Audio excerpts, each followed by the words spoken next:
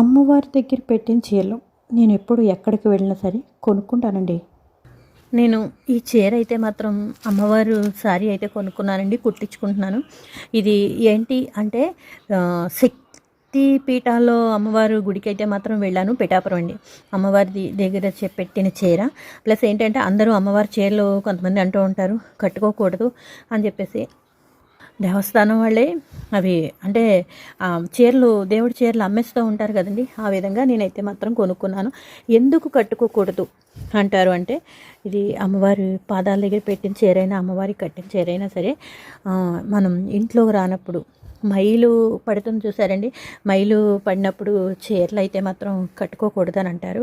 Plus ఏంటంటే ఇది భార్యాభర్తలు కలుసుకున్నప్పుడు చీర కట్టుకోకూడదు అని అంటారు. అంతే, అంతకు మించి ఇంకోటి ఏమీకైతే మాత్రం కాదు. నేనైతే మాత్రం ఏ దేవస్థానానికి వెళ్ళినా సరే అమ్మవారి చీరలు అయితే మాత్రం నేను తెచ్చుకుంటాను, కట్టుకుంటాను.